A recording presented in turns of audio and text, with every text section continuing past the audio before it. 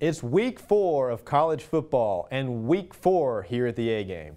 Wake Forest edged out your Appalachian State Mountaineers at the Rock on Saturday. And we've got Thomas Hennigan, who led the team in receptions on Saturday.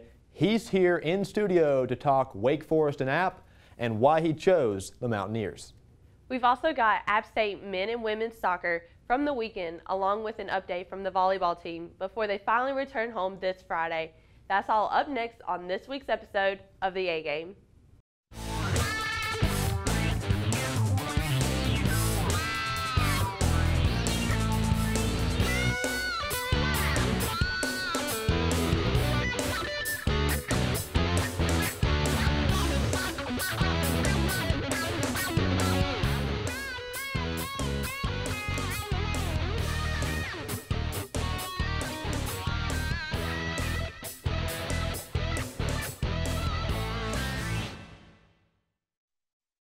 Appalachian State lost to Wake Forest 20-19 over the weekend in what was the largest attended game at Kidd Brewer Stadium.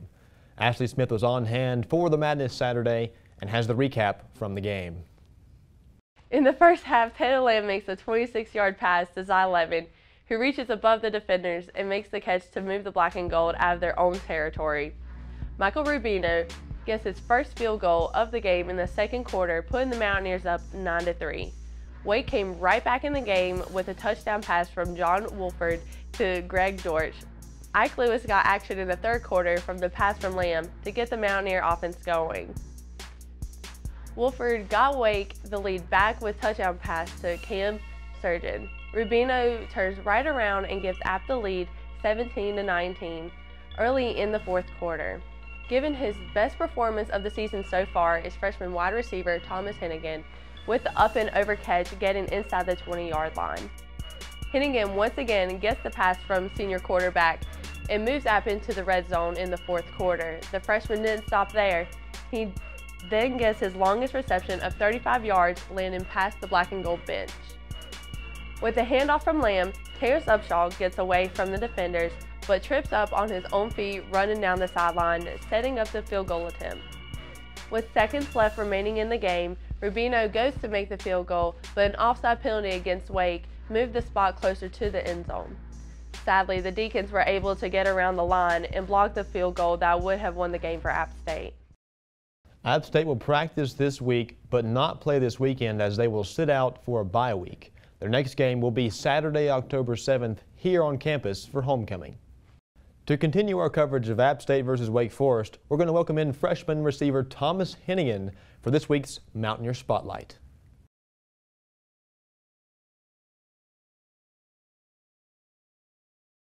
It's Mountaineer Spotlight, and we're welcoming in Thomas Hennigan, freshman receiver here at Appalachian State, coming fresh off that Wake Forest game where he had 5 receptions for 74 yards. And Thomas, I'm going to open the interview like this. Obviously, the field has treated you well so far in your freshman campaign here at App State. How's everything else going? How's classes? How's the team? What's it like for you so far? Well, it was nice getting here in the summer, kind of getting a feel for the campus, so that when you know, you have 5 classes, practices, lifts, and everything, your days are long, but it's nice knowing where everything is, and just kind of managing your time is one of the biggest things I've learned since I've got here. But yeah, classes are going good, and I love it up here. So far, you've already played 2 big-time schools, Wake Forest, Georgia, and you've played pretty well in those 2 games as a freshman receiver here at Appalachian State. How has some of the other receivers, I know Shaden Metters hasn't played yet, but how has some of the other receivers on the team come around you to help you prepare for playing a college football game? Yeah, well, during camp, a lot of the guys taught me a lot, just kind of like how the coaches coach and like how you're going to have to get used to it, and just kind of like how practice goes and what you can expect, what not to expect. And then there's a lot of seniors in the receiver room, which is just, it's great to have because there's a lot of maturity around and everyone's there to like help you out when you need help. So. How about Taylor Lamb, also a senior? Yeah. He's been here for 4 years. What's kind of the wisdom he's given you so far? Yeah, it's great having a quarterback back there that knows the offense as well as he does, and just kind of will always, if I mess up, he's gonna correct me, obviously, and it's nice having a guy like you said who's been here a long time and just kind of knows the in and outs of the offense and has worked with a lot of different receivers. And it's just good having a mature guy back there throwing you the ball. All right, well, change of pace. Just for us who want to know how you are outside of what we see on the field, if you could play another sport, what would it be? I played basketball in high school, which if I was playing a college sport, I'd probably be doing that. But also, I love playing soccer. Not really good at soccer, but I still love playing it. And just kind of like any sport, really. Tennis, ping pong, stuff like that. I just like competing. Yeah. So as far as basketball goes, what kind of player are you? Are you a guard, forward? Can you dunk it? Are you a good shooter? You got a good handle? I can dunk, but I'm not really a shooter. You would think because I'm white, I can shoot, but yeah, it's a common misconception. I can't really shoot. If I have the opportunity, I'm gonna take it to the basket, and I played forward and usually got put on the guys who I'm best player just to defend them for the most of the game. Yeah. So. And speaking of defending, I know coming out of high school playing football, you were recruited at a multitude of other schools other than App State. I think it was Yale and Harvard and Army, Navy, Virginia. And some of those schools, Virginia in particular, tried to recruit you as a defensive player. Mm-hmm. But App State was recruiting you for receiving, and obviously you chose App State. What was that decision process like, and why did you choose App State? Well, Appalachian was just kind of, it's out of the schools you named, it was like the most winningest, so they have a great tradition here. All around the country, people know App State football, obviously because of the Michigan win that kind of put them on a new level. And in the past couple of years, they have a really good winning tradition going on here. And then, like you said, I knew what I could do at playing receiver, so that's what I was most comfortable playing in college. And Coach Watts and Coach Ivy and Coach Satterfield did a great job recruiting me. And it was close to home, less than 2 hours away. And I love the mountains. A lot of fans from where I'm from, so it just felt like home and like the right choice for me. So going in that recruitment process, you knew there was a good winning culture here so far. As you've been on campus, and you said in the summer, you've gone through 4 games so far now at App State, how has that culture, going in, expecting the culture, how has that culture been for you so far? You just kind of go around and everyone knows the football players because it's just kind of like, it's a tradition here. Football is very big here, and it's almost like a SEC-like environment when you're talking football and tailgating and stuff like that. It is a great place to play and great place to watch football. But yeah, just going around campus, you see statues and posters of all from the Michigan game or just other games, and just you walk around during the week and everyone's talking. You're going to the game and it's almost like yes every time. So. And from previous press conferences with Coach Satterfield, he's talked about how you and like other freshmen on the team have walked around with the maturity of some of the seniors. What does that make you feel, knowing that your head coach has like that much confidence in you? It's definitely comforting knowing that a great coach like him believes in you so much. And Malik and I, another true freshman receiver, we're both pretty mature, like in the receivers room. Obviously, we joke around and play a lot. You got to, right? Yeah, we're still 18, 19 years old, just growing up, not adults yet. So we're enjoying it while we're here. But I think he was talking about on the field. We just kind of know the ins and outs of the offense, learning it, being mature about. Obviously, we're not going to know everything so fast, but picking up what we can and being really good at what we know. So. We're talking to Thomas Hennigan, freshman receiver here at Appalachian State. He's a marketing major here on campus, and you can follow him on Twitter at @T_Henny, and you can do that. He's got some really interesting stuff there on his Twitter. And I got to ask you this question. Going into a bye week, coming off the loss to Wake Forest, you play at home again for homecoming in just 2 weeks. And you don't have a full week of practice either, but what's this team going to be like? What are we going to expect to see coming off that loss?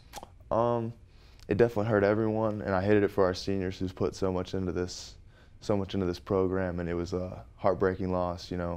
I felt we should have won that game. I thought we played better than them, but the thing about this team is we're not going to accept defeat. We're going to come in. We're going to have a great bye week. You know, we have a couple practices early this week and get out there, and then we're going to have a chip on our shoulder when we come out for homecoming against New Mexico State. So, yeah, I think you'll find this football team is going to be very excited to play when we come out next. So far here in your career, you've already led the team in receptions twice in the game. You have any goals for yourself? You've got 3 more years here at App State. Do you have any goals for yourself in those 3 years? Not really. I'm just kind of taking it one step at a time. You know, obviously going out and being the best I can be, and obviously, you know, as you do better on the field and people start realizing what you can do, there's going to be some pressure added. But you know, just kind of take it seriously, obviously, but remember that it's just football and have fun with it. And it's not the end of the world if you mess up, but definitely enjoy it while I'm in this moment. So.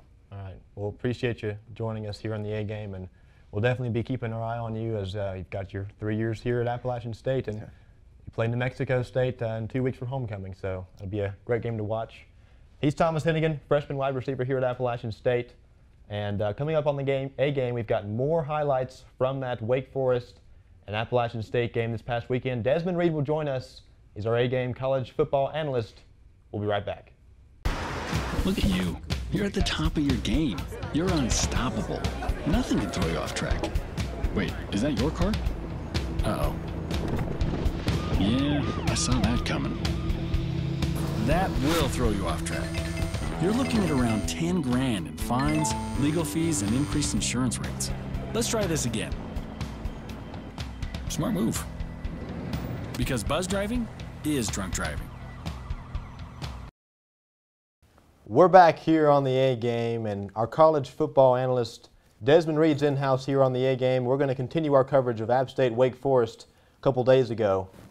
And if you're like me, or if you're in the stands there at the game at the Rock, disappointing end, great game, disappointing end for the Apps. What's your perspective on the team, and how do you think, or what did you hear from Coach Satterfield after the game? What did he say to the team, and how they're going to prepare going into a bye week? To get back to the drawing board, heal up, everybody come in and get treatment and take care of your bodies, and let's get back to work. Yeah, it was a tough loss against a great team, and we did a lot of great things, but you know, we didn't get the W. So shake it off, get back and practice tomorrow and watch film, and let's get better. You know, a lot of people sometimes when you have a loss just like that that's close at the end, it can be easy to put it on one person at the end and say, hey, maybe it was the kicker's fault, Rubino, missing that field goal. But a lot of different things go into losing a game. So it's not Rubino's fault, but what happened in the game where it just didn't happen there at the end? It definitely was Rubino's fault. A lot of things went wrong in that game. You can go back to the penalty, you know, on the special teams play when they was forced to punt the ball. Yeah. We jumped off sides right there, and they actually scored on that drive. They did, so that kind of killed it. And a lot of silly penalties that we had. We had a late hit on the quarterback. I don't think we had too many of false starts, so that was pretty good. But just a lot of penalties and missed opportunities that we had. You know, the flag on Virgil when he caught a nice pass on the sideline. So just a little stuff, nothing really too major. But also we all know the little stuff, you know, causes the loss of a game. Exactly, and sure it wasn't a very happy way to end the game. And you know, as a fan, as a player, as someone there at the game, you want to see App State win. Right. And the hype to the game was huge, and being on the field, it's great to see the fans show out like they did, and it's just unfortunate how it ended. Right. But a couple of things that went well in the game, you know, Thomas Hennigan, one of those freshman receivers that's played so well already this year, played well again, and it seemed like every time App State needed a first down or needed a big catch in the game, Taylor Lamb looked at Thomas Hennigan, and he always came through. Talk about Thomas Hennigan and how he played in the game. Yeah, Thomas Hennigan, he was a playmaker yesterday. He made big time plays when needed to. He helped out T. Lamb when T. Lamb, gave him a shot. A lot has happened for that kid in such a short amount of time. Coming straight out of high school to Now you're playing college. Now you're playing Georgia first game and Wake Forest and so on. So he's definitely stepped up to the challenge and accepted his role on this offense, and he's doing pretty good. Yeah, and Thomas Hennigan was one of those players that could play defense in high school. He played running back, played receiver, and he got recruited from a lot of bigger schools, but he chose to come to Appalachian State because they wanted him to play receiver, and he's played so well so far. So it's really exciting for us to see a freshman play as well as he has so far. And another receiver that played well as well as T.J. Watkins had 102 yards receiving, 1 touchdown, and it was that big receiving down the left side of the field, 84 yards all the way to the end zone. He played well, and that was the biggest play of the game for the Mountaineers. Oh yeah, that was definitely probably one of the biggest plays at yesterday's game. Yeah, TJ, he's a speedster for us. He gets it on the edge, and he can really go, especially if you don't touch him. That was a great play for us. That definitely pumped up the crowd, pumped up the sideline, really pumped up, everything about that game and made it more, interesting and exciting to the finish. So if you were to grade Taylor Lamb's performance over the weekend, the 372 yards, 2 touchdowns, maybe you'd like to see another touchdown from him, but what do you grade Taylor Lamb's performance as against Wake Forest? I'll probably give him an A-. The minus is because, they didn't get the W. But, yes, you're right. He had, with 300 yards and also tossed 2 touchdowns. And, that's what you want to see out of him. You want to see him calm and collect and making plays and managing the game. And, yeah, we didn't get the win, but he still played pretty well to give us a chance to win. All right, so App State lost this weekend. They go into a bye week this week. Then they go a homecoming game the following weekend against New Mexico State. You beat those guys last year. I think it was 37-7. Yeah. It was the last game of the season, conference-wise. What do you think they're going to do? 2 weeks to prepare for New Mexico State. What do you think they're going to play like against that team after they beat them so bad last year? Well, this week I'm sure they'll probably rest up their starters and their key players and whatnot. Try to get them back. Their next game is homecoming, so also want to put a great showing in on that game. But as far as New Mexico, they're going to come out. They're going to give us their best shot. Last year we beat them to win the Sun Belt Championship, so they're definitely going to come back in our house and try to get some revenge back. All right, so we'll look forward to that. And right now, here on the A Game, we're going to run a few highlights, as we always do. Mr. Reed here, break down those highlights for us against Wake Forest. And first highlight we'll show you. Look here, and I think this is a offensive play here. And Taylor Lamb there in the pocket. As we've already stated, he played really well in there. I think it was Ike Lewis. No, that was Zyletman. He's a great big receiver for us. I transferred from Georgia Military College. I also got a chance to play with him there. So he's a very physical receiver, and he can make a play, and he fights for everything, and he does really good for his offense. So how do you think he'll play going into New Mexico State? Is there a matchup he might be looking forward to? I mean, whatever the game plan is, I'm sure he will be in it. All right, so you see a lot of offensive plays so far in this highlight. And it was the first half against Wake Forest last weekend was a defensive struggle, but then it seemed like the offense got going as the game went on. What did you see that changed from first half to second half as far as the offense goes? T. Lambs did a great job of getting into the weapons. You see right here, Thomas Hennigan getting the ball, making them move out in space. That's what you want to see, and that's what you want to see from T. Lamb, getting the ball into his playmakers' hands and making plays. All right, so we got New Mexico State after a bye week. That'll be at home for a homecoming game. He's Desmond Reed, our college football analyst here on the A Game, and he'll be back, of course, next week to break down some more things about App State football. And when we come back here on the A Game, we've got men's soccer highlights from their weekend last week, and then we've got volleyball as well. So you don't want to miss those things, so stick right here on the A Game. We'll be right back.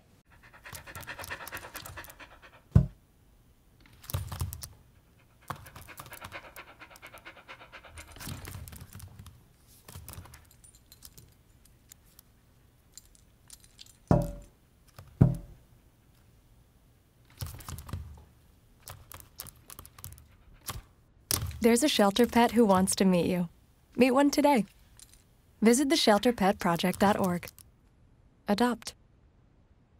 Welcome back to the A game. The volleyball team went to Arkansas this past weekend and had split matches between Little Rock and Arkansas State.